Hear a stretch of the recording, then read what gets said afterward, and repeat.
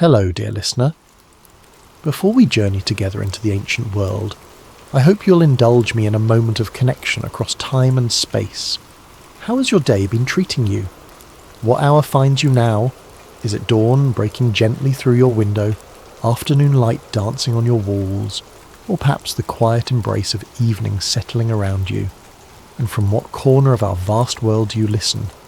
Whether you're nestled in a bustling city or surrounded by countryside silence, you're about to travel back 5,000 years to witness humanity's first great experiment in civilization.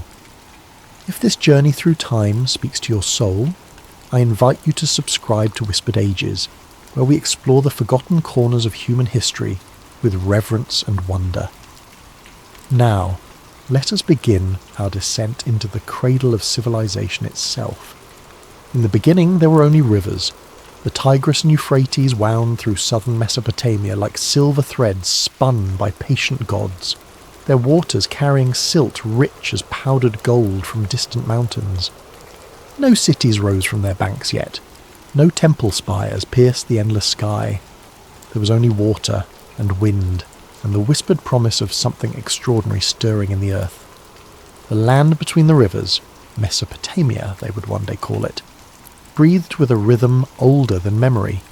Each spring the twin rivers swelled with snowmelt from the Zagros mountains, flooding the plains with life-giving water that left behind layers of fertile mud when the floods receded. The desert winds carried stories across vast distances, stories of nomadic peoples who had begun to pause in their eternal wandering, who had begun to listen to what the land itself was trying to tell them. These were not yet the Sumerians. They were simply people, brown-skinned wanderers who had followed herds and seasons for countless generations, who knew the language of stars and the temperament of rain clouds. But something was changing in their hearts, something as subtle as the shift from winter to spring. Where once they would have moved on with the changing seasons, now they lingered by the riverbanks, studying the way water pooled in certain places, noticing how wild grains grew thicker in spots where the floods had been generous. The first settlements appeared like shy flowers after rain, small tentative clusters of reed huts and mud brick dwellings that seemed to emerge organically from the landscape itself. Eridu was among the earliest, a modest village that would one day claim to be the world's first city. But in those early days, it was nothing more than a gathering of families who had decided to plant their feet and grow roots as deep as the barley they were learning to cultivate. In Uruk, families built their homes where a gentle bend in the Euphrates created a natural harbour for reed boats. In Lagash, settlers discovered that a particular stretch of land between waterways seemed blessed with abundance, where date palms grew sweet and tall, and fish were so plentiful they could be caught with bare hands. In Nippur, something indefinable drew people to build their hearths. Perhaps it was the way the wind sang through the reeds there, or how the stars seemed brighter in that particular patch of sky. These early communities were bound not by walls or laws, but by something more fundamental, the shared understanding that the rivers were their lifeline, their mother, their teacher. They learned to read the water's moods, to predict its seasonal tempers, to work with its rhythms rather than against them.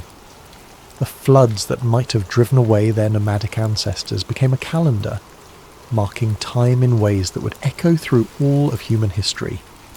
Around their fires at night, elders spoke in hushed tones of the river's consciousness, of how the water seemed to respond to human presence. They would say, "The Euphrates smiles when children play at her banks. The Tigris grows restless when no offerings are made." These were not superstitions, but observations born from intimate daily contact with forces greater than themselves. The rivers whispered to them, and they listened. As generations passed, the villages grew from handfuls of families to small communities of hundreds. They developed the first irrigation channels, modest ditches that guided river water to their barley fields. They learned to shape clay into vessels that could hold water, grain, and memory. They began to mark important events with small tokens, clay figures representing successful harvests, protective rituals, agreements between families. Trade routes emerged naturally, following the river's paths and connecting the scattered communities. A family in Eridu might offer their surplus fish for Uruk's fine pottery, while Lagash became known for skilled metalworkers who could shape copper into tools that lasted longer than stone. These exchanges were conducted with the solemnity of ritual. They understood that commerce was a form of kinship, binding their separate communities into something larger than themselves. Religious practices developed organically around the mysteries they encountered daily. Why did the rivers flood at precisely the right times for planting? Why did certain plots of land yield abundant harvests while others remained barren? Why did some children possess an uncanny ability to predict the weather, while others could heal with their hands?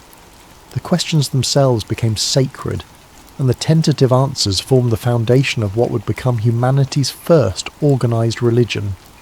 Shamans emerged, men and women who seemed to communicate more directly with the invisible forces that governed their world.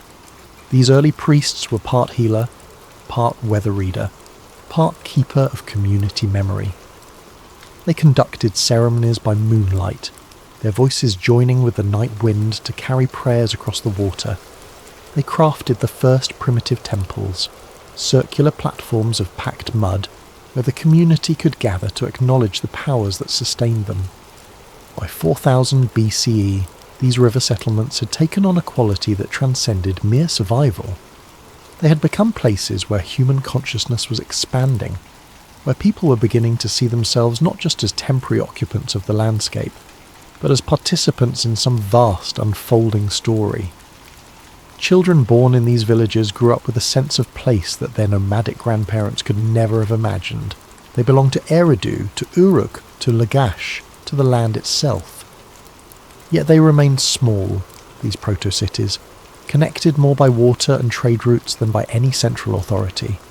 Each community developed its own customs, its own relationship with the divine, its own way of reading the stars and honouring the dead.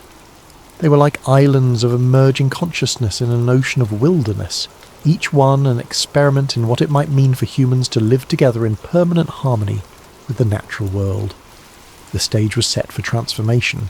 The people, the land, the rivers and the gods were all in position.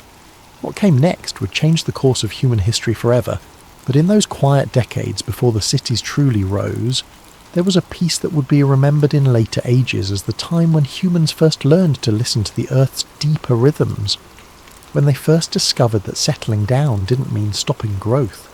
It meant putting down roots deep enough to support something magnificent.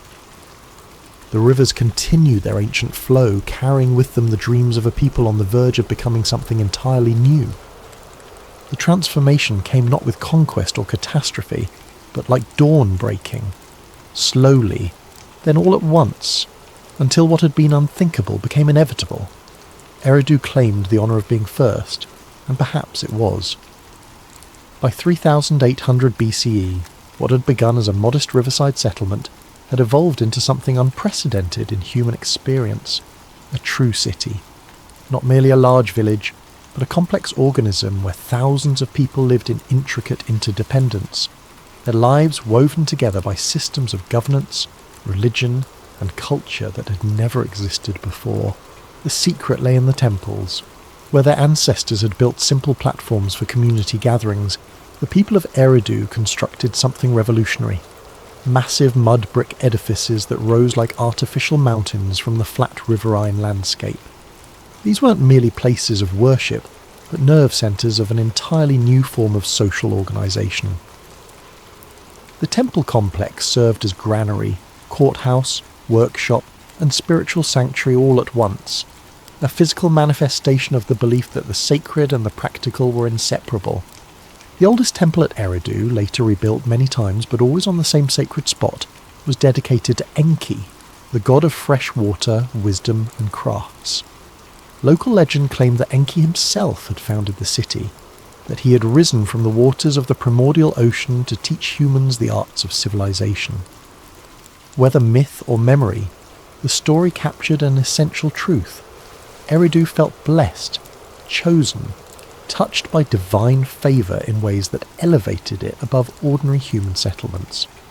Within the temple walls, a new class of people emerged, the priests who were also administrators, scribes, astronomers, and keepers of the community's accumulated wisdom. They developed the first systematic methods for managing irrigation networks that now stretched for miles in every direction, turning the harsh landscape into a garden of abundance. They coordinated massive public works projects, organised festivals that brought together people from dozens of surrounding villages, and began to record their activities on clay tablets using symbols that would evolve into humanity's first writing system. The development of writing was revolutionary in ways that wouldn't be fully appreciated for millennia. For the first time in human history, knowledge could be preserved across generations without relying on human memory. Wisdom accumulated rather than disappearing with each elder's death. Complex administrative systems became possible, allowing cities to grow far larger than any community that had come before. Life in these early Sumerian cities developed rhythms unknown to their nomadic ancestors. The day began before dawn with the sound of temple bells calling the faithful to morning prayers. Farmers headed to the fields guided by elaborate irrigation schedules maintained by the priest administrators, while craftsmen opened workshops where they perfected techniques for working copper, silver and gold into objects of both utility and beauty. The streets of Uruk, which by 3000 BCE had grown to rival Eridu in size and influence, buzzed with activity that would have seemed miraculous to earlier generations. Professional bakers sold bread from specialised ovens. Brewers fermented barley into beer that was considered safer to drink than water.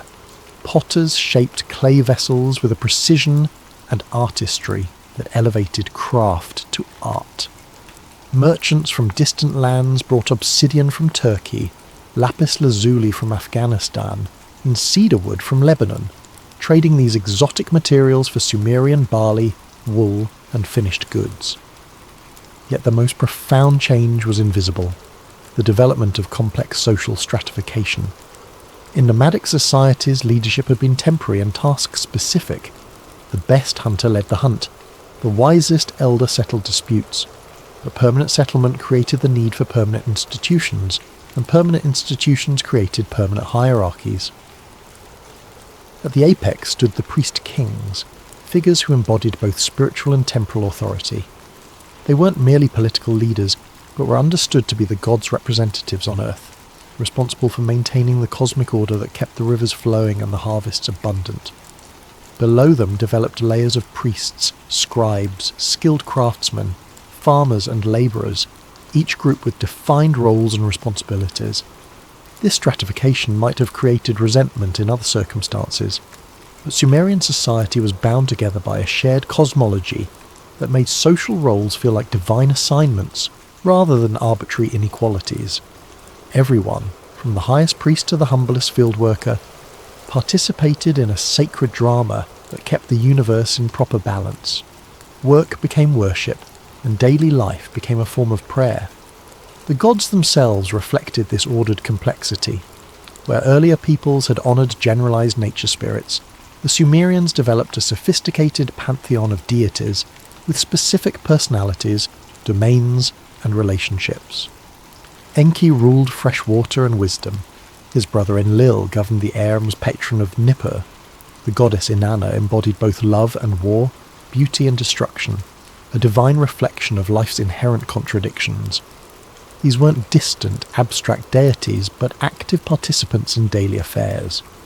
Each city claimed a particular god as its patron, and the relationship between city and deity was understood to be reciprocal.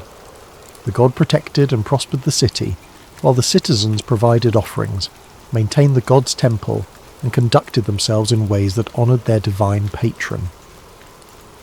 The temples grew accordingly, becoming the most impressive architectural achievements of their age. By 3100 BCE, the Great Temple of Anu in Uruk rose nearly 40 feet above the surrounding city, a mud-brick monument to human ambition and divine glory that could be seen for miles across the flat Mesopotamian landscape. Its white-painted walls gleamed in the desert sun like a beacon, announcing to all who approached that this was a place where heaven and earth intersected. Inside these temples, rituals developed that would influence religious practice for millennia to come. Daily offerings of bread, beer and meat fed the god statue, which was treated as a living presence requiring care and attention. Seasonal festivals mark the agricultural calendar with ceremonies that could last for days, involving the entire population in dramatic reenactments of mythological events. The most significant of these was the sacred marriage ceremony, where the king or high priest symbolically wed the goddess Inanna to ensure the land's fertility for the coming year. These weren't mere symbolic gestures, but intensely meaningful rituals that bound the community together in shared purpose, and reminded everyone that human prosperity depended on maintaining proper relationships with divine forces. Innovation flowed from this spiritual foundation like water from a spring. Sumerian astronomers, motivated by the need to schedule religious festivals accurately, developed the first systematic observations of celestial movements. Their mathematical system, based on the number 60, gave us the 60-minute hour and the 360-degree circle. Their agricultural techniques, refined through generations of careful observation and religious devotion, could support population densities unimaginable in earlier eras. By 3100 BCE, Sumer had become a constellation of city-states, each one a miracle of human organization and divine inspiration. Eridu, Uruk, Ur, Lagash, Nippur, Kij. These names would echo through history as humanity's first successful experiments in urban civilization. They had solved the fundamental challenge that had limited human development for millennia: how to organize large groups of people in permanent settlements without descending into chaos or tyranny. Their solution was essentially spiritual. They had created societies where every person's role was understood to be sacred, where work served not just human needs, but cosmic purposes, where daily life was structured around the rhythm of religious observances that reminded everyone of their place in a larger divine order.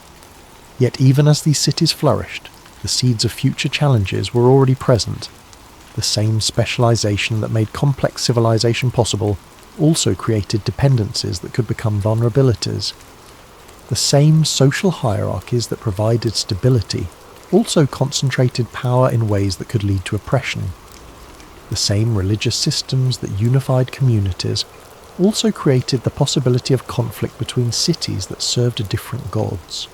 But in those remarkable centuries around 3100 BCE, as writing was born and cities rose and the first great ziggurats reached toward heaven, none of these future troubles dimmed the extraordinary achievement that was taking place along the banks of the Tigris and Euphrates. Humanity had learned to build something larger than tribes, more permanent than empires, more meaningful than mere survival. They had built civilization itself. From the misty intersection of history and legend emerges a figure whose very existence embodies the transformation of Sumer from collection of city-states to conscious civilization. Gilgamesh, king of Uruk, hero of humanity's first great epic, a man so remarkable that reality could not contain him, and he spilled over into myth. Was Gilgamesh a king who became a legend, or was he always a legend pretending to be one? The question haunts us across millennia, for in him we glimpse something profound about how human consciousness was evolving in those crucial centuries around 2900 BCE. The archaeological record confirms his existence. King Gilgamesh, of the first dynasty of Uruk, builder of walls, patron of arts, conqueror of neighbouring cities. Yet the stories told about him transcend any mortal accomplishment, reaching toward truths too large for history alone to hold. The epic that bears his name, preserved on clay tablets discovered thousands of years after his death, reads like humanity's first attempt to grapple with the ultimate questions. What does it mean to be human? How do we face mortality? What constitutes a life well lived? These weren't abstract philosophical inquiries, but urgent personal questions for a civilization that had achieved so much, yet remained vulnerable to forces beyond human control. In the epic, Gilgamesh begins as a king drunk on his own power, oppressing his people through arrogance and excess. The gods, disturbed by his behaviour, create Enkidu, a wild man raised by animals, innocent of civilization's refinements, but possessing natural wisdom that the sophisticated king has lost. When Enkidu and Gilgamesh finally meet, they fight fiercely before recognizing in each other a kindred spirit. Their friendship becomes the emotional centre of the story, representing the reconciliation between nature and culture that was essential to Sumerian civilization. Together they undertake heroic adventures, slaying the monster Humbaba in the cedar forests of Lebanon, killing the bull of heaven sent by the goddess Ishtar. But when Enkidu dies as punishment for their defiance of divine will, Gilgamesh is confronted with the reality of death, not as abstract concept but as personal loss so devastating it transforms his understanding of existence itself. The remainder of the epic follows Gilgamesh's quest for immortality, his journey to the ends of the earth seeking Utnapishtim, the survivor of the great flood that once destroyed the world. In this ancient tale, we find echoes that would resonate through later traditions, the flood narrative that would influence Hebrew scripture, the quest for eternal life that would drive countless later heroes, the hard-won wisdom that mortality gives meaning to human achievement. But the epic's deepest insight comes in its conclusion. Gilgamesh learns that immortality is reserved for the gods alone, that human greatness lies not in transcending mortality, but in accepting it while still striving to create something lasting. He returns to Uruk not with the secret of eternal life, but with a deeper understanding of what makes life precious, relationships, achievements that outlast the individual, the responsibility to serve something greater than oneself. This wasn't merely entertainment, but sacred literature, recited in temples and passed down through generations as a guide to living. In Gilgamesh, the Sumerians explored what it meant to be civilized, not just to live in cities, but to grapple consciously with the human condition, to find meaning in mortality, to balance individual desire with collective responsibility. The historical Gilgamesh ruled during a period when Sumerian civilization was reaching new heights of achievement and complexity. The cities that had begun as collections of mud brick houses around temple complexes were transforming into magnificent urban centres that demonstrated humanity's capacity for monumental construction and sophisticated organisation. Uruk, Gilgamesh's city, had grown to encompass nearly 1,500 acres, home to perhaps 50,000 people, a population density unimaginable in earlier ages. The city was dominated by two great temple complexes, the Eanna precinct dedicated to Inanna, goddess of love and war, and the Anu Ziggurat, a massive stepped pyramid that rose like a man-made mountain from the urban landscape. These ziggurats represented a revolution in human construction technique and spiritual ambition.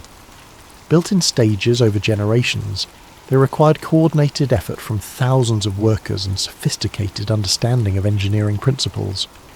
More than mere buildings, they were theological statements made in mud, brick and bitumen, physical assertions that humans could create structures worthy of divine residence. The word ziggurat meant to build high, and these tower temples literally reach toward heaven, their ascending platforms creating a stairway between earth and sky.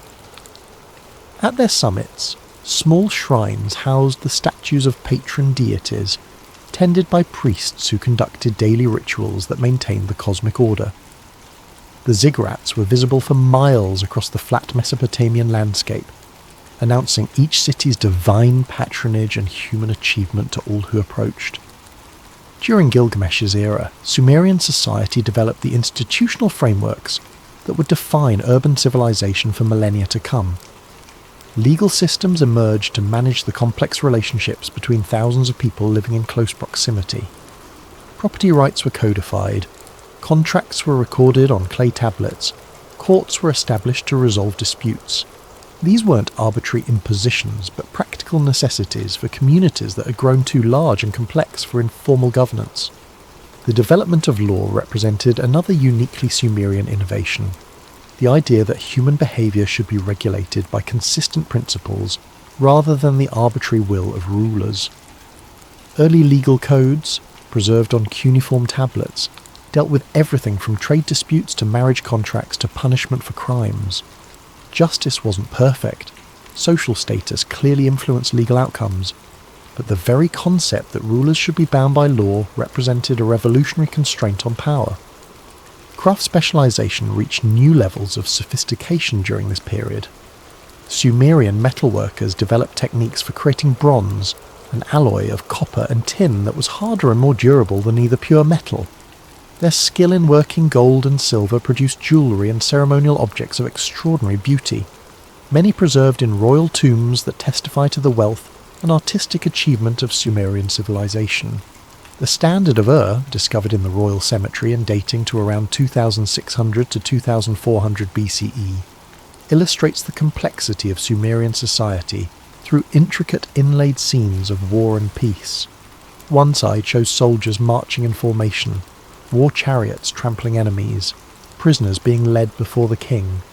The other depicts a peaceful banquet, with figures carrying fish, cattle, and other offerings while musicians provide entertainment. Together the two sides present a civilization capable of both organised warfare and refined cultural life.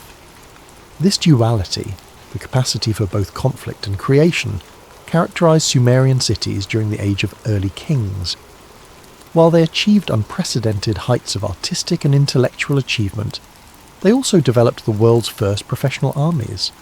The same organisational skills that made possible massive construction projects and complex irrigation systems also enabled warfare on a scale unknown to earlier peoples.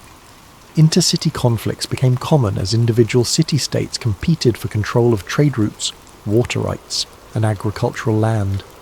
These weren't casual raids, but systematic campaigns involving thousands of soldiers equipped with standardised weapons and organised in disciplined formations.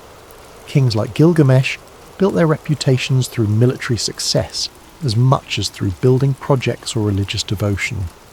Yet war, like everything else in Sumerian civilization, was understood within a religious framework. Battles were fought not merely for material gain, but to demonstrate divine favour, to prove which city's patron god was more powerful. Victory brought glory not just to human commanders, but to the deities they served, while defeat was interpreted as evidence of divine displeasure, requiring spiritual as well as military response. The institution of kingship itself was evolving during this period, from temporary war leadership to permanent political authority. Early Sumerian kings were chosen during crises and expected to relinquish power when the crisis passed. But as warfare became more common and administration more complex, temporary leadership proved inadequate. Kings began to claim permanent authority, justified by divine sanction rather than mere human consensus. This transformation of leadership from temporary to permanent, from consensual to hereditary, represented one of the most significant political developments in human history.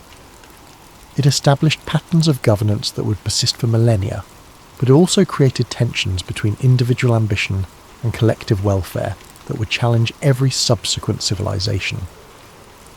The reign of Gilgamesh, whether historical or legendary, symbolised both the achievements and the problems of this new form of social organisation. A king powerful enough to build great monuments and lead successful military campaigns, but also capable of oppressing his own people. A hero who could defeat monsters and gods, but who struggled with the fundamental human limitation of mortality. A ruler who embodied the possibilities and the dangers of concentrated power. In the epic that preserved his memory, Gilgamesh's greatest achievement wasn't military victory or architectural wonder, but the wisdom gained through loss and struggle.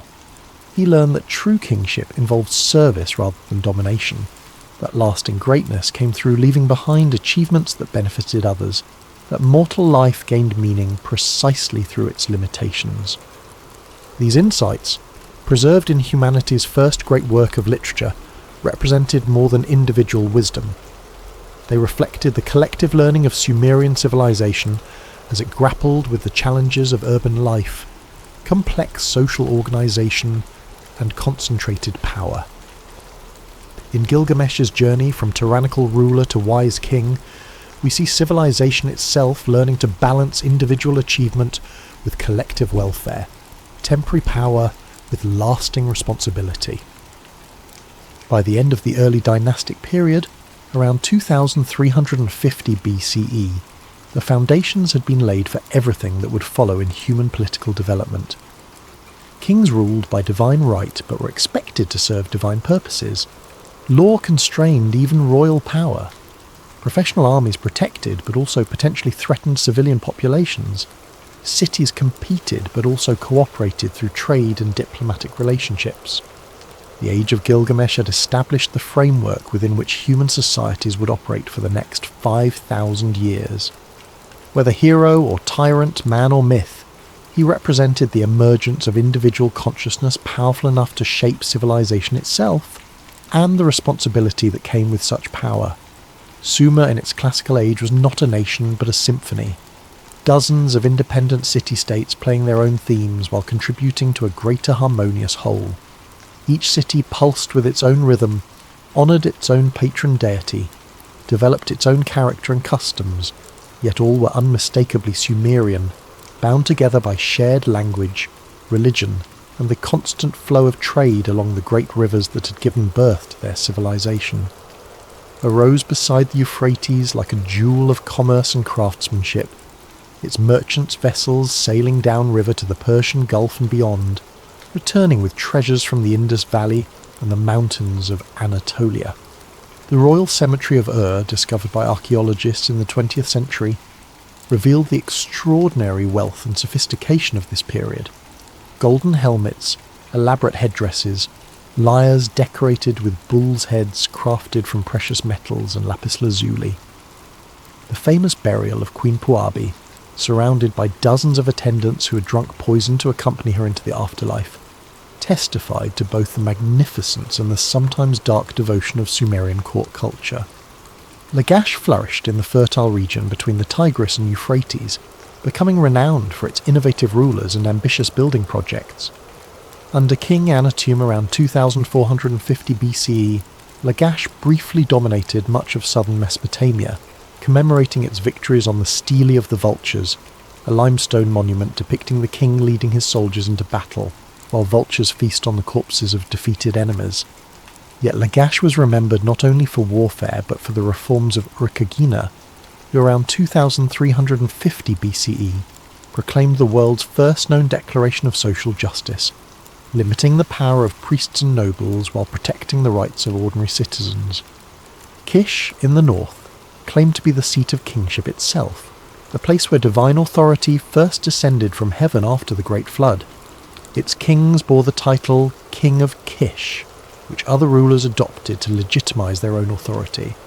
Archaeological evidence suggests that Kish was indeed one of the earliest seats of centralized power in Mesopotamia.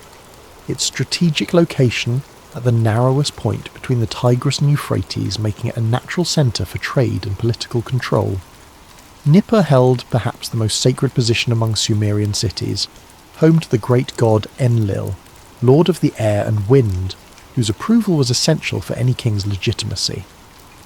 Unlike other cities, Nippur rarely sought political dominance through military conquest, instead wielding influence through its religious authority. Kings from across Sumer came to Nippur to receive Enlil's blessing, making offerings to the god and seeking the priestly endorsement that would validate their rule in the eyes of their subjects. This multiplicity of power centres created a dynamic political landscape, unlike anything seen before in human history.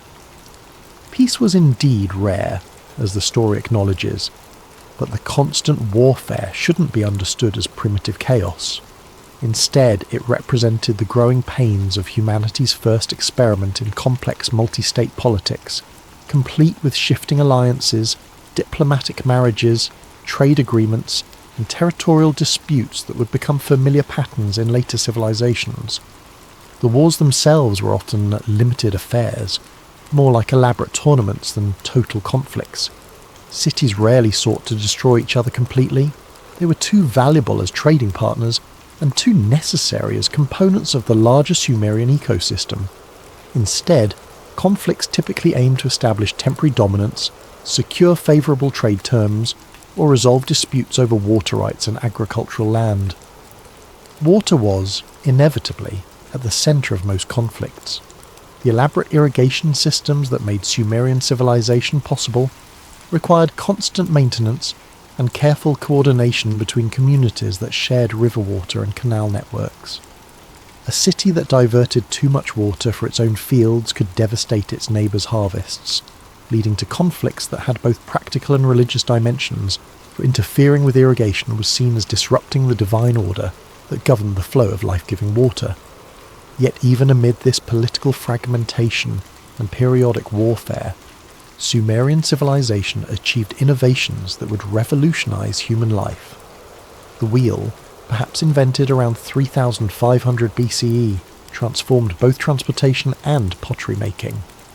Early Sumerian wheels were solid wooden discs, heavy but effective for moving goods over the flat Mesopotamian landscape. By 2500 BCE, Sumerian craftsmen had developed lighter spoked wheels that made possible the war chariots that dominated ancient battlefields for over a millennium. The plough represented an equally revolutionary advance in agricultural technology. Earlier farming had relied on simple digging sticks and hoes, limiting the amount of land a family could cultivate. The Sumerian plough, called by oxen and capable of breaking tough sod, multiplied agricultural productivity and made possible the surplus food production that supported increasingly large urban populations. Innovations in plough design continued throughout the period, with bronze-tipped ploughshares and improved harnesses increasing efficiency and reducing the labour required for field preparation. Mathematical achievements during this period were equally impressive.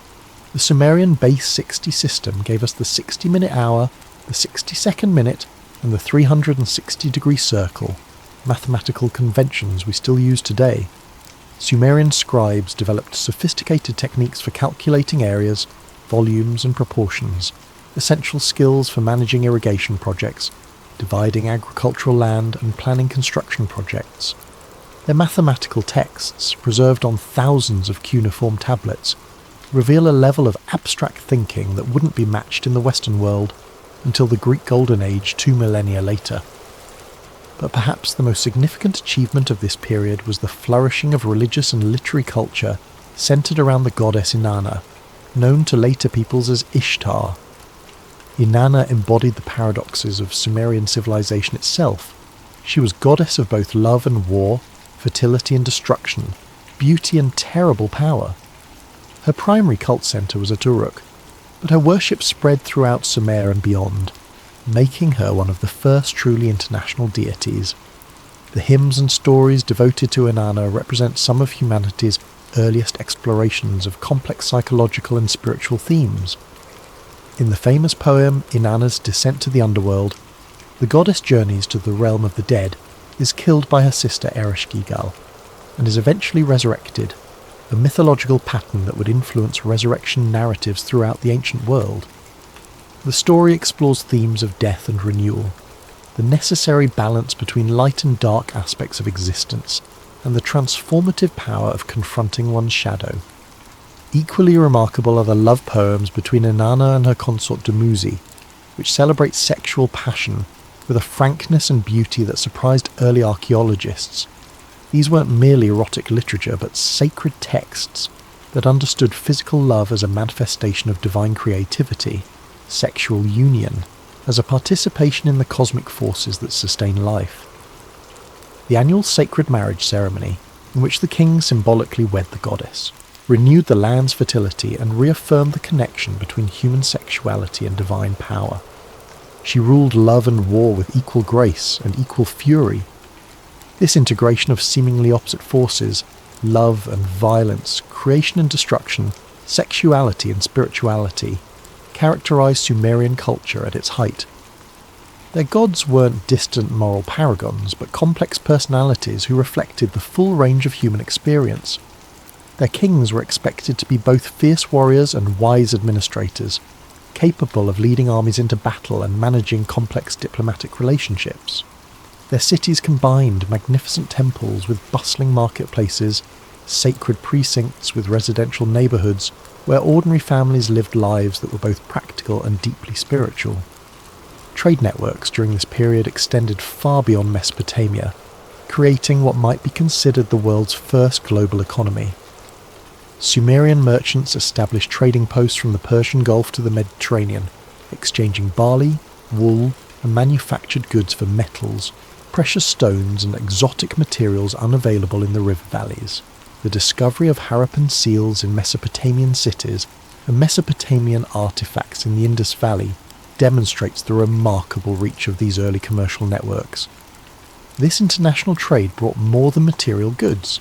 It facilitated the exchange of ideas, technologies, and cultural practices that enriched Sumerian civilization while spreading Sumerian innovations to distant lands. The cuneiform writing system was adapted for other languages. Sumerian mathematical techniques influenced calculation methods across the ancient world, and Sumerian religious concepts can be traced in the mythologies of peoples from Egypt to India. Craft specialization reached extraordinary levels during this period. Sumerian jewelers created works of art that wouldn't be surpassed for millennia. Their techniques for working gold, silver, and precious stones, demonstrating both technical mastery and aesthetic sophistication. Textile workers developed dyeing and weaving techniques that produced fabrics coveted throughout the ancient world. Brewers perfected the production of beer, which was safer to drink than water, and became a daily staple for all social classes. Perhaps most remarkably, this period saw the emergence of what might be called professional artists, individuals whose full-time occupation was creating objects of beauty, rather than merely functional items.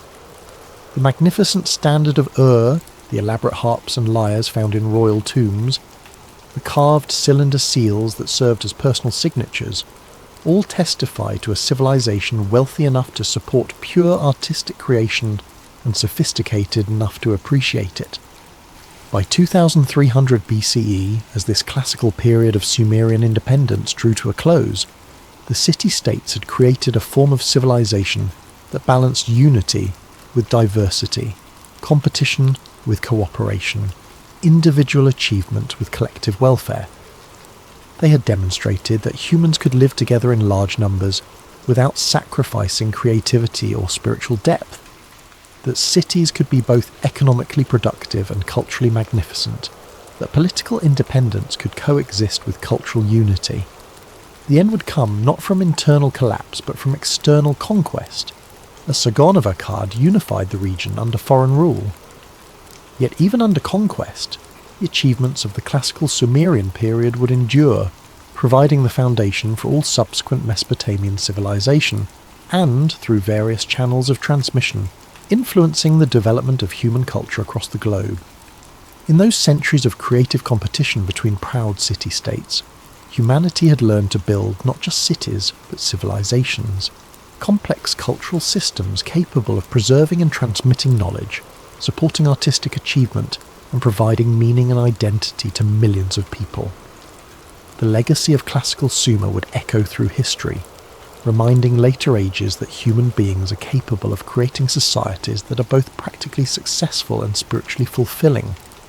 The transformation came not as liberation but as eclipse, the shadow of a new power falling across the ancient cities of Sumer, dimming but never extinguishing the light that had burned there for over a millennium. Sargon of Akkad emerged from the northern regions around 2334 BCE like a force of nature given human form. His origins were shrouded in legend. Some said he had been found as an infant floating in a reed basket on the Euphrates, raised by a gardener, blessed by the goddess Ishtar with a destiny that would reshape the known world. Whether myth or memory, the story captured something essential about this extraordinary figure who would become history's first true empire builder. The Akkadians were Semitic peoples who had long lived alongside the Sumerians, adopting their urban lifestyle and sophisticated culture while maintaining their own language and tribal traditions. Under Sargon's leadership, they became something unprecedented, a unified military force capable of conquering and governing vast territories stretching from the Persian Gulf to the Mediterranean Sea. Sargon's conquest of Sumer was methodical and devastating. One by one, the proud city-states that had maintained their independence for centuries fell to his disciplined armies. Ur, Uruk, Lagash, Nippur, the cities whose very names had become synonymous with civilization itself, found their walls breached, their kings deposed, their temples plundered. Yet even in conquest, Sargon demonstrated a political sophistication that set him apart from mere warlords. Rather than destroying the cities he captured, he incorporated them into a larger imperial system that would endure for nearly 2 centuries. The Akkadian Empire represented humanity's first experiment in multi-ethnic, multilingual imperial governance. Sargon understood that lasting rule required more than military dominance. It demanded cultural integration and administrative efficiency on a scale never before attempted. He appointed Akkadian governors to rule conquered cities, but retained many Sumerian officials in subordinate positions, recognizing their expertise in urban administration and their influence with local populations. Most remarkably, he embraced rather than suppressed Sumerian culture. Akkadian scribes learned to write cuneiform, adapting the script to their Semitic language while preserving thousands of Sumerian texts. Akkadian artists adopted Sumerian artistic techniques and religious iconography. Akkadian kings participated in traditional Sumerian religious ceremonies, presenting themselves as legitimate heirs to the ancient traditions rather than foreign usurpers. Even under a foreign king, the old gods still watched the rivers. This cultural synthesis created something entirely new in human experience, a civilization that was simultaneously unified and diverse, capable of governing vast territories while preserving local traditions and identities. The Akkadian language became the lingua franca of diplomacy and trade throughout the ancient Near East. Yet Sumerian remained the language of scholarship and religious ritual, much as Latin would function in medieval Europe. Under Akkadian rule, Sumerian religious traditions underwent significant evolution. The goddess Inanna was identified with the Akkadian Ishtar, creating a more complex deity who embodied both Sumerian and Semitic religious concepts. Sumerian creation myths were retold with Akkadian protagonists, while Akkadian epic traditions incorporated Sumerian heroic figures like Gilgamesh.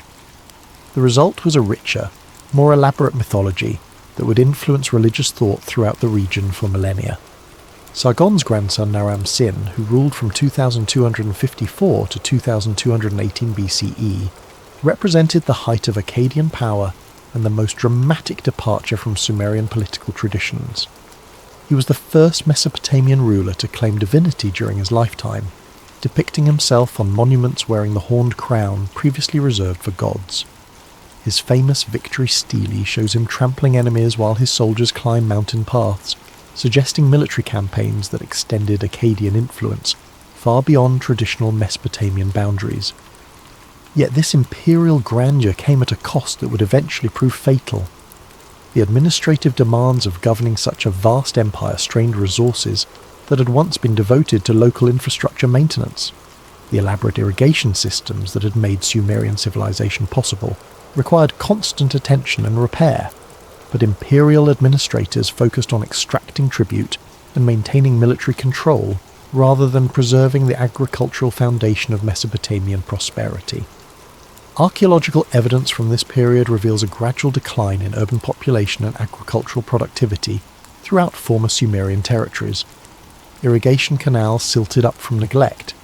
Fields were abandoned as farmers fled military conscription or tax collection, and the delicate balance between human activity and natural forces that had sustained Sumerian civilization for centuries began to break down. The empire's collapse, when it came around 2154 BCE, was as dramatic as its rise had been. A confederation of mountain peoples called the Gutians swept down from the Zagros Mountains, overwhelming Akkadian armies and sacking the imperial capital. Within a few years, the unified empire that had dominated Mesopotamia for nearly 2 centuries had fragmented into competing local kingdoms and city-states. Yet the Akkadian period left permanent changes that would influence all subsequent Mesopotamian history.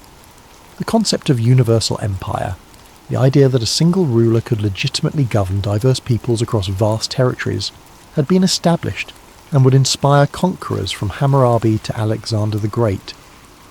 The synthesis of Sumerian and Akkadian cultures had created new forms of art, literature, and religious expression that enriched the cultural heritage of the region.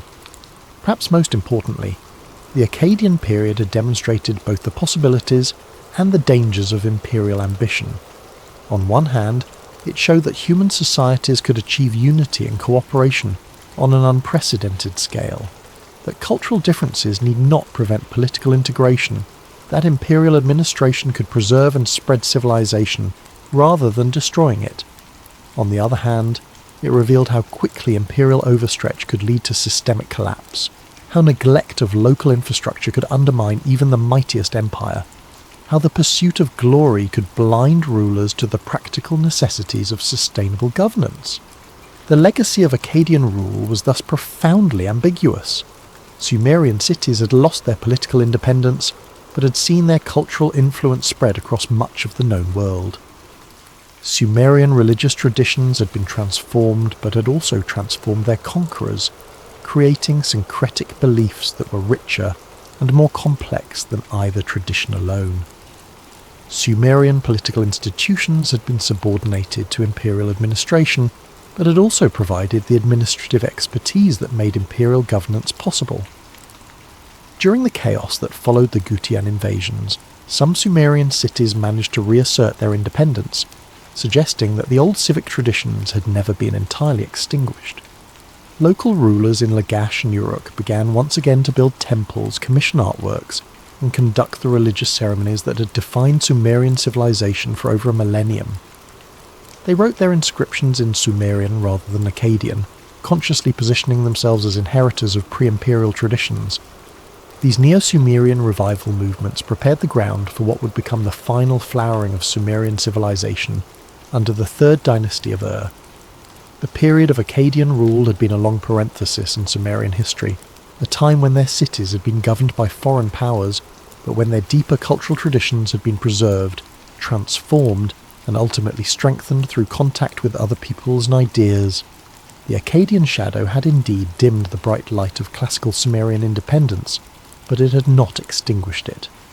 Instead, like starlight filtered through atmospheric disturbance, the light had been refracted and scattered, creating new patterns and possibilities that would illuminate the ancient world in ways the original Sumerian city-states could never have achieved alone. When Akkadian power finally collapsed, it left behind a Mesopotamian world that was more cosmopolitan, more culturally complex, more aware of its place in a larger regional system than it had ever been before. The Sumerians who emerged from nearly 2 centuries of foreign rule were not the same people who had been conquered by Sargon, but they were recognisably Sumerian, living proof that cultural identity could survive political subordination, that civilizational values could transcend the rise and fall of empires, that the human capacity for creating meaning and beauty was stronger than any conqueror's sword. Like dawn breaking after a long night, the third dynasty of Ur rose from the ruins of Akkadian collapse to orchestrate Sumerian civilization's final, magnificent symphony. Under the leadership of Ur-Nammu, who ascended to power around 2112 BCE, the ancient cities of Sumer experienced a renaissance that would create some of their most enduring achievements, while serving as a bittersweet farewell to over 2 millennia of Sumerian independence. Ur-Nammu was not merely a conqueror but a builder, not merely a king but a restorer of ancient traditions, filtered through the hard-won wisdom of imperial experience.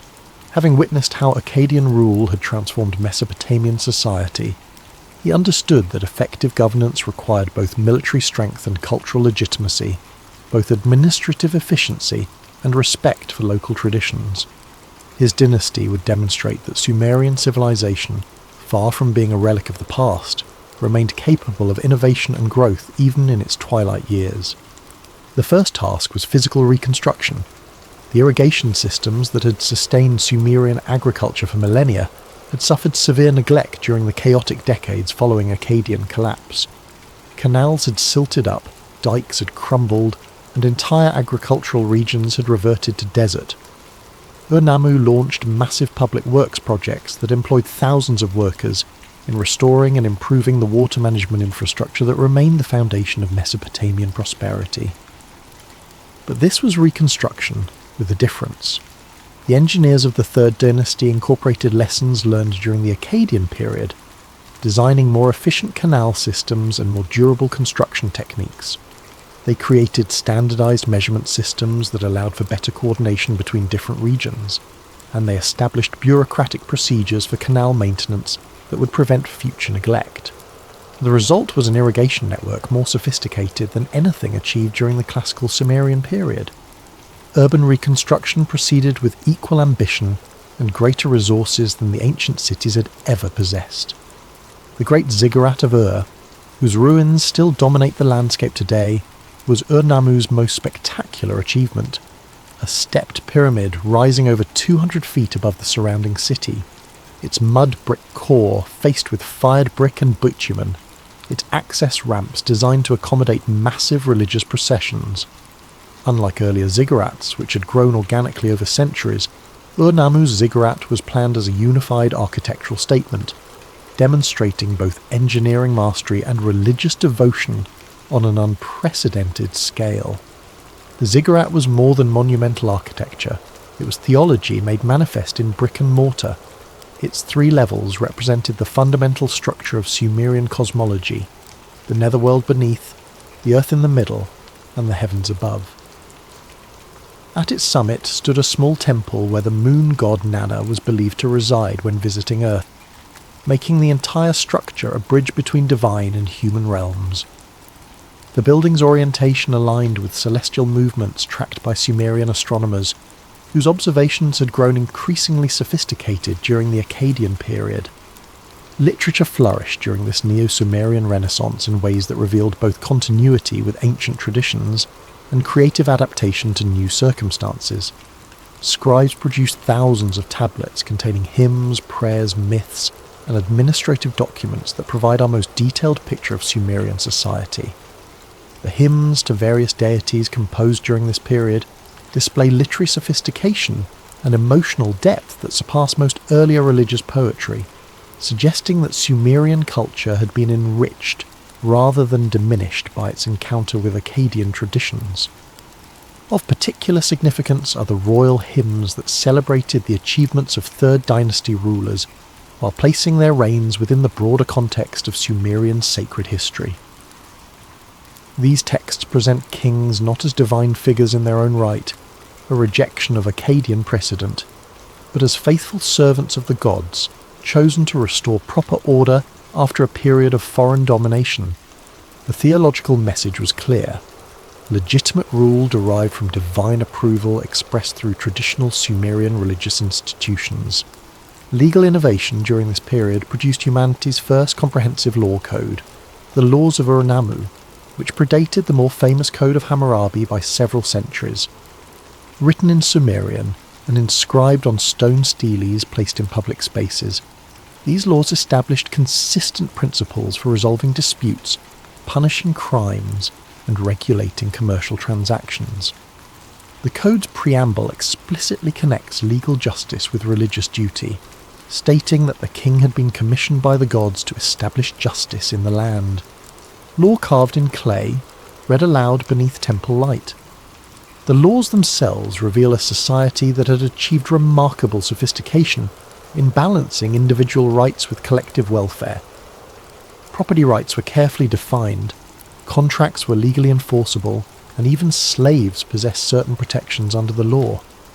Women enjoyed relatively high status compared to later periods, with rights to own property, conduct business, and initiate divorce proceedings under specific circumstances. The Code's emphasis on proportional punishment rather than arbitrary vengeance represented a significant advance in legal thinking.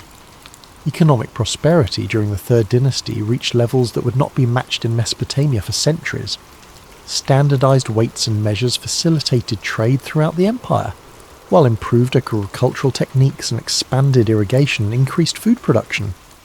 Craft specialization intensified, with workshops producing goods for both local consumption and long-distance trade. Archaeological evidence suggests that even ordinary families enjoyed material comforts unknown to earlier generations. International trade networks extended farther than ever before, with Sumerian merchants establishing commercial relationships with peoples as distant as the Indus Valley and the mountains of Afghanistan. The famous Sumerian merchant archives from Kanesh in Anatolia, dating to this period, reveal the sophistication of these trading operations, with complex credit arrangements, insurance agreements, and partnership contracts that would not seem out of place in modern commerce. Yet perhaps the most remarkable achievement of the Neo-Sumerian period was its conscious cultivation of cultural memory. Third Dynasty rulers systematically collected and preserved ancient texts, commissioning new copies of literary works that might otherwise have been lost. They restored ancient temples using traditional architectural techniques, maintained religious festivals according to archaic rituals, and presented themselves as guardians of Sumerian tradition rather than innovators. This cultural conservatism reflected deep awareness that Sumerian civilization was entering its final phase. The demographic and linguistic changes that had begun during the Akkadian period continued, with Semitic-speaking peoples gradually becoming the majority population throughout Mesopotamia. Sumerian was increasingly confined to religious and scholarly contexts, understood by educated elites, but no longer spoken in the marketplace or the home. Rather than resist these changes, Third Dynasty rulers attempted to manage them in ways that would preserve the essence of Sumerian civilization, even as its political independence disappeared. They patronised scribal schools where Sumerian language and literature were taught to students regardless of ethnic background, ensuring that future generations would have access to ancient wisdom. They incorporated non-Sumerian peoples into the administrative system, while maintaining Sumerian bureaucratic traditions and governmental procedures. The military achievements of the Third Dynasty were equally impressive, though ultimately insufficient to prevent the civilization's final collapse. Ur-Nammu's successors, particularly Shulgi, who ruled for nearly half a century, created professional armies capable of maintaining order throughout their territories and defending against external threats. They fortified the empire's borders, established military colonies in strategic locations, and developed diplomatic relationships with neighbouring powers. Shulgi's reign represented the apex of Neo-Sumerian achievement. A patron of arts and learning who claimed to be literate in both Sumerian and Akkadian, he commissioned magnificent building projects, supported scholarly research, and maintained peace throughout his territories for decades. His royal hymns present him as the ideal Sumerian king, brave in war, wise in peace, devoted to the gods, and protective of his people. Yet even at its height, the Third Dynasty faced insurmountable challenges. Climate change was making agriculture increasingly difficult throughout Mesopotamia, with prolonged droughts reducing crop yields and forcing rural populations to migrate to cities. The Amorites, Semitic nomadic peoples from the western deserts, were pressing against the empire's borders in increasing numbers, seeking agricultural land and urban opportunities. Internal administrative costs were rising as the empire struggled to maintain irrigation systems across vast territories with declining tax revenues. The end, when it came around 2004 BCE, was swift and complete. Elamite armies from the Iranian highlands captured Ur and carried its last king, Ibbi-Sin, into captivity. The great ziggurat that had symbolised Sumerian resilience was plundered, its treasures scattered, its priests dispersed. Within a few years, the political entity that had been Sumer disappeared from history, its cities ruled by Amorite dynasties that would soon establish Babylon as the region's new centre of power. Yet the Neo-Sumerian revival had achieved something more lasting than political success. It had created a cultural legacy that would influence Mesopotamian civilization for over a millennium. The legal principles established by Ur-Nammu would be incorporated into later law codes. The literary works preserved by Third Dynasty scribes would be studied in schools throughout the ancient Near East. The architectural techniques perfected in building the Great Ziggurat would be employed in constructing temples and palaces for centuries to come. Most importantly, the Third Dynasty had demonstrated that cultural identity could transcend political boundaries, that civilizational values could survive military defeat, that the human capacity for creating beauty and meaning was stronger than any empire's armies.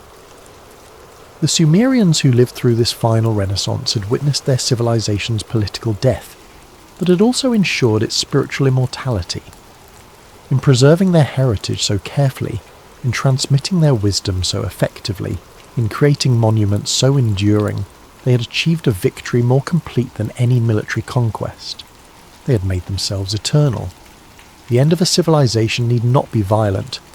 Sometimes it comes like evening, gradually, peacefully, with dignity intact and wisdom preserved. Such was the twilight of Sumer, a fading so gentle that those who lived through it might have mistaken it for transformation rather than conclusion. After the fall of the third dynasty of Ur in 2004 BCE, the ancient cities continued to exist, but they existed differently. The Amorites, who now ruled much of Mesopotamia, were not destroyers, but inheritors, Semitic peoples who had absorbed Sumerian culture through centuries of contact and conquest. They rebuilt the shattered cities, restored the neglected temples, and reinstated the religious festivals that had defined Sumerian life for millennia. Yet something fundamental had changed in the relationship between rulers and the ruled, between present and past, between human ambition and divine purpose. The Amorite kingdoms that emerged from Sumer's political collapse were smaller, more pragmatic entities than the grand dynasties that had preceded them. Kings like Ishbi-Era of Isin and Naplanum of Larsa governed territories that corresponded roughly to the old city-states, but they lacked the imperial ambitions that had driven earlier rulers. Their inscriptions speak of practical achievements: canal repairs, temple renovations, defensive preparations, rather than cosmic mandates or divine missions. This more modest approach to governance reflected changed circumstances throughout the ancient Near East. The great empires of the third millennium had exhausted themselves through constant warfare and an administrative overstretch. Climate change was making agriculture more difficult across the region, while population movements were disrupting traditional trade routes and diplomatic relationships. Survival, not glory, became the primary concern of most rulers. Yet in this age of diminished expectations, Sumerian culture experienced a different kind of flourishing. Freed from the burden of imperial administration, cities could devote more resources to preserving and transmitting their ancient heritage. Scribal schools multiplied, producing scholars who specialized in copying and interpreting classical Sumerian texts. Libraries grew larger and more comprehensive, collecting not only contemporary works but also ancient literature that might otherwise have been lost.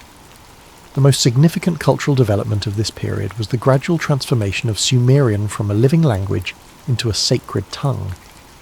By 1800 BCE, few people spoke Sumerian in daily life, but it remained the language of scholarship, religious ritual, and legal documentation throughout Mesopotamia. Like Latin in medieval Europe or Sanskrit in classical India, Sumerian became a marker of education and cultural sophistication, studied by elites regardless of their ethnic background.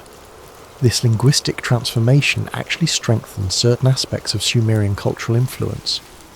Because Sumerian was no longer associated with any particular political entity, it could serve as a neutral medium for scholarly communication across ethnic and political boundaries. Scribes in Babylon studied the same Sumerian texts as their counterparts in Assyria, creating a shared intellectual culture that transcended political divisions. Meanwhile, Babylon was rising.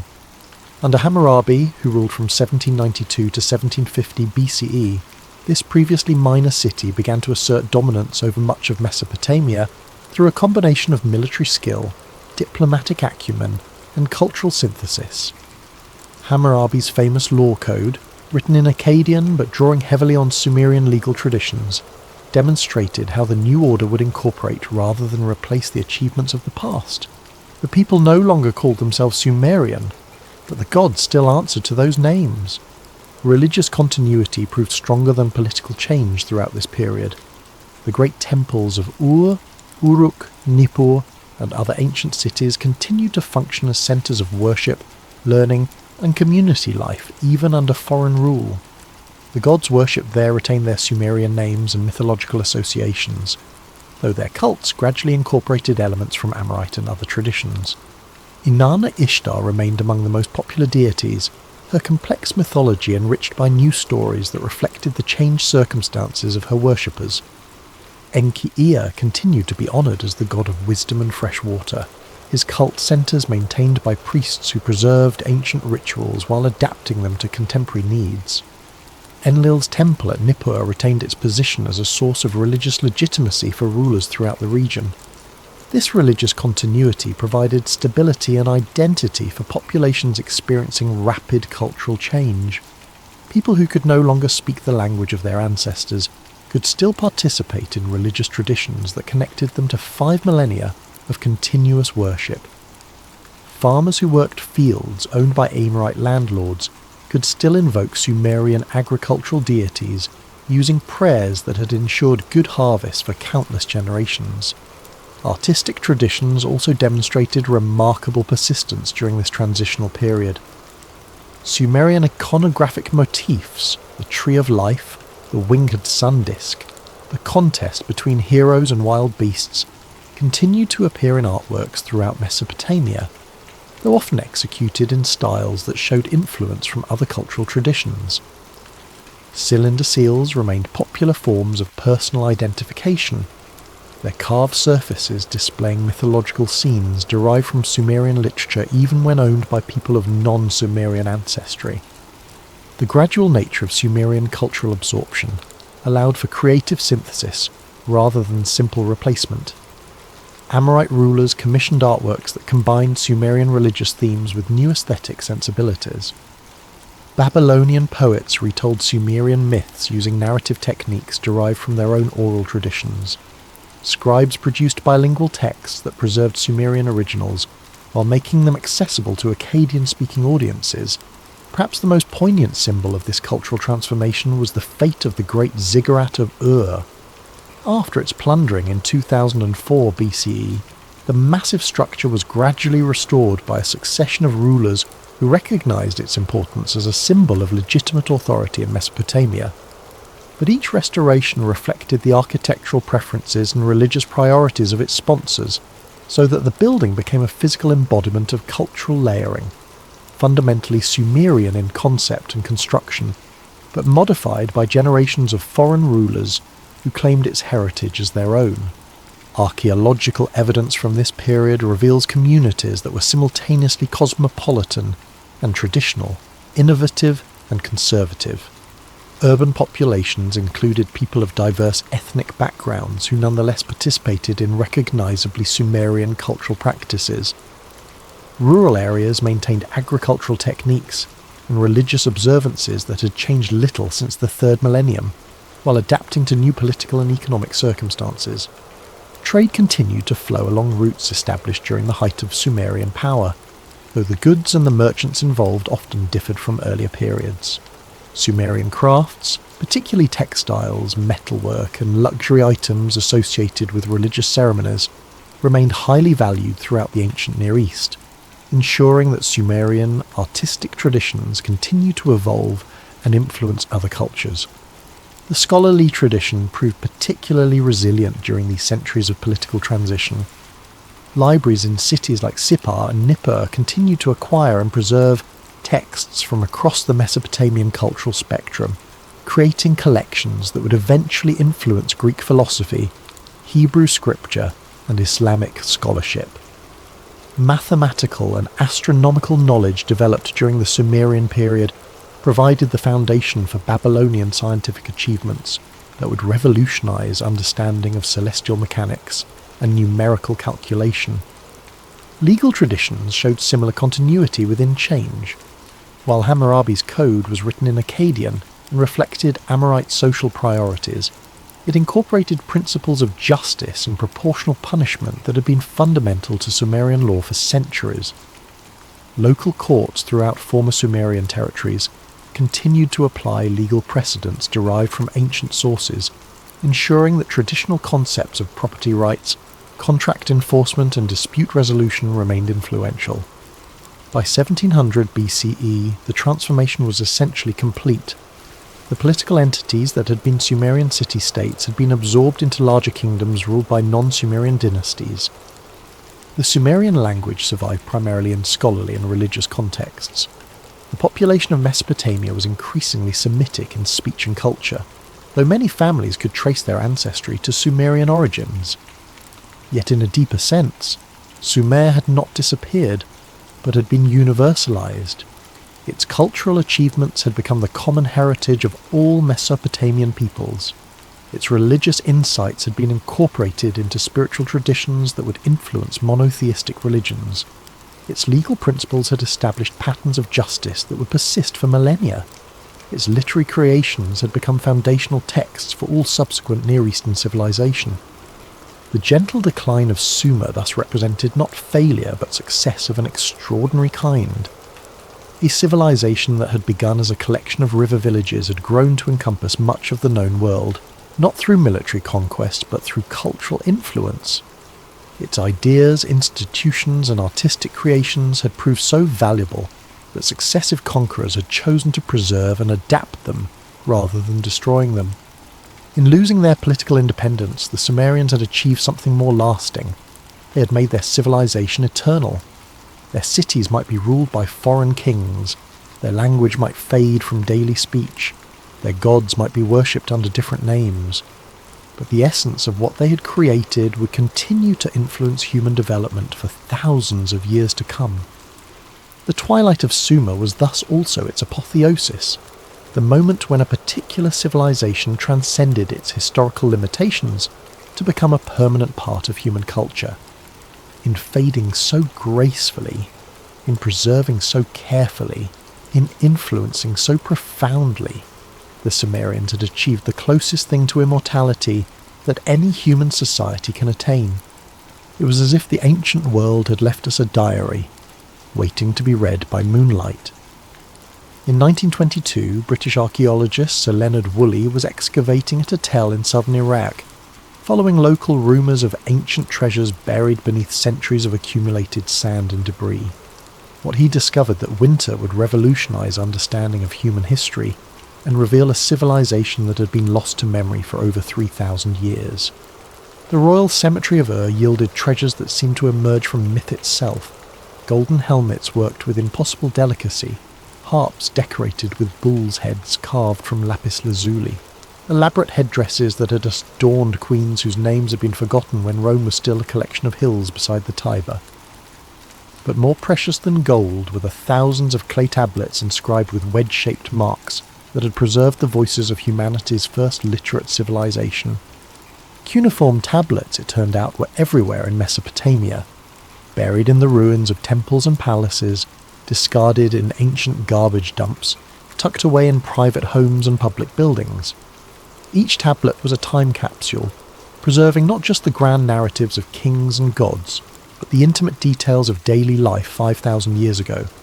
Shopping lists written by Sumerian housewives, love letters between separated spouses, school exercises where children practiced writing their names, legal disputes over property boundaries, medical prescriptions for ailments that still trouble humanity today. The Epic of Gilgamesh emerged from this archaeological treasury like a ghost walking out of the distant past, its 12 tablets preserving humanity's oldest great work of literature. When scholars first translated the flood narrative found on the 11th tablet, they realized they were reading a story that had influenced the Hebrew Bible, that had shaped countless later myths and legends, that had been copied and recopied for over 2 millennia before disappearing into historical darkness. But Gilgamesh was only the beginning. Archaeologists discovered hymns to Inanna that celebrated divine love with a passion and beauty that surprised Victorian scholars. They found mathematical texts that revealed the Sumerian origin of our 60-minute hour and 360-degree circle. They uncovered star charts that demonstrated sophisticated astronomical observation dating back to 3000 BCE. They translated administrative documents that provided detailed glimpses into economic systems of remarkable complexity and efficiency.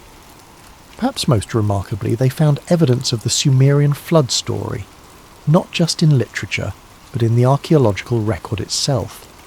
Deep layers of silt in several Mesopotamian sites suggested massive flooding events that might have inspired the universal flood narratives found in cultures around the world. Whether these deposits represented the specific flood described in Sumerian myth remains debated, but their existence demonstrated that mythology often preserved genuine historical memory, that stories dismissed as fantasy might contain kernels of factual truth.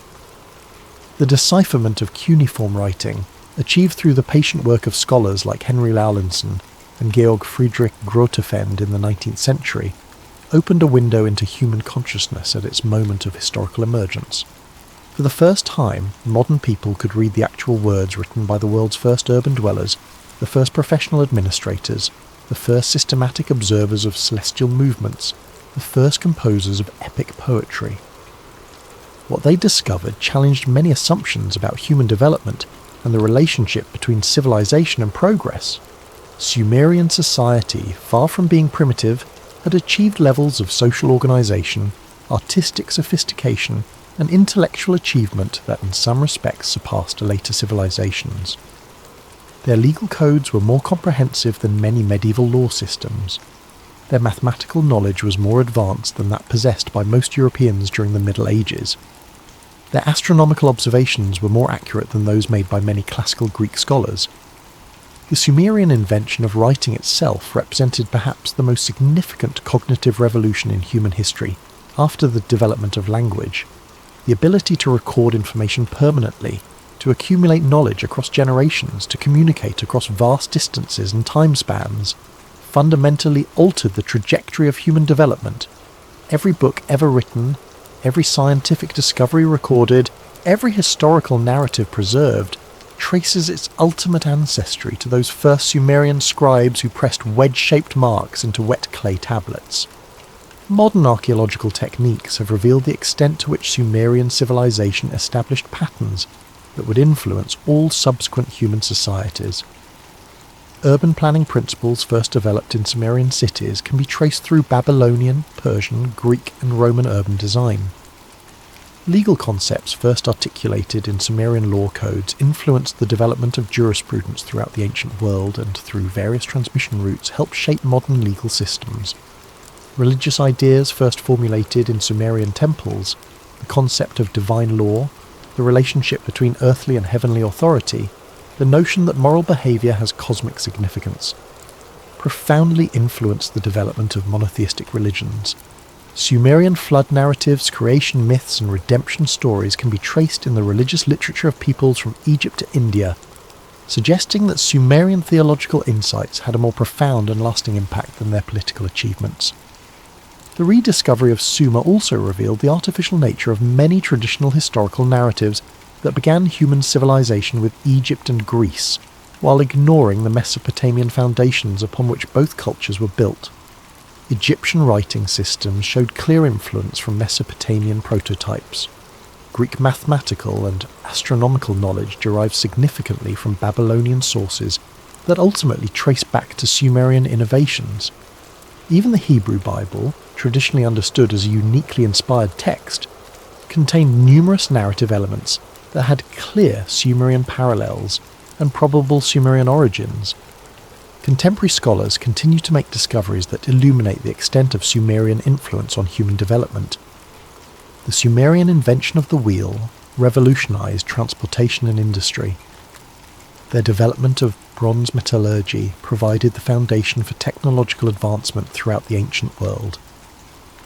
Their agricultural techniques, particularly in irrigation and crop management, established patterns of food production that sustained population growth for millennia. Perhaps most intriguingly, recent archaeological work has suggested that Sumerian civilization may have been more ancient and more influential than previously believed. Sites like Göbekli Tepe in Turkey, dated to around 9600 BCE, show evidence of complex social organisation and monumental construction that may represent the earlier stages of the urban revolution that would culminate in Sumerian cities. DNA analysis of ancient populations suggests that Sumerian genetic influence spread far beyond Mesopotamia, carried by traders, migrants, and conquerors throughout the ancient world. The modern Middle East, scarred by conflict and political instability, often obscures the region's role as humanity's civilizational birthplace. Yet beneath the headlines and political controversies, archaeological work continues to reveal new dimensions of Sumerian achievement. Recent excavations have uncovered previously unknown cities, additional literary texts, and evidence of technological innovations that continue to influence human development long after Sumerian political independence had ended. Digital technology has revolutionized Sumerian studies, allowing scholars to create comprehensive databases of cuneiform texts, to use satellite imagery to locate previously unknown archaeological sites, and to employ advanced dating techniques that provide more precise chronologies of Sumerian development. Virtual reality reconstructions now allow anyone to walk through Sumerian temples and palaces, to experience something approximating the visual impact these monuments would have had on their original visitors. The Sumerian legacy extends far beyond historical influence into contemporary relevance. Their struggle to balance individual achievement with collective welfare resonates in modern debates about inequality and social justice. Their experience with environmental challenges, particularly soil salinisation and climate change, provides insights relevant to contemporary environmental crises. Their experiments with urban planning and resource management offer lessons for modern cities, grappling with population growth and infrastructure limitations. Most profoundly, the Sumerian example demonstrates humanity's capacity for creative adaptation, for building complex societies that can preserve and transmit cultural achievements across millennia. Their civilization endured for over 3,000 years, influencing human development in ways that continue to shape contemporary life. Their literature still speaks to modern readers, their artistic achievements still inspire admiration, their intellectual innovations still provide foundations for scientific and mathematical knowledge. In recovering the Sumerian past, modern scholarship has also recovered something essential about human potential itself. The Sumerians were not superhuman figures, but ordinary people who, through cooperation, creativity and perseverance, created extraordinary achievements. Their cities rose from river mud, their writing emerged from simple record-keeping needs, their epic literature developed from community storytelling traditions. Yet from these humble origins they built something that transcended their immediate circumstances, something that connected them not only to their contemporaries, but to all subsequent human generations. In their clay tablets we read our own story, the story of people learning to live together in large numbers, to govern themselves justly, to create beauty that outlasts individual lives, to ask questions about existence that remain relevant across millennia. The echoes in the clay continue to sound, carrying across 5,000 years the voices of humanity's first urban dwellers, the first people to call themselves civilized, the first to dream of permanence in a world of constant change. In listening to those echoes, we hear not just the past but the future, the ongoing human project of building societies worthy of our highest aspirations, communities that can nurture both individual achievement and collective flourishing, civilizations that can endure not through force, but through the enduring power of human creativity and wisdom.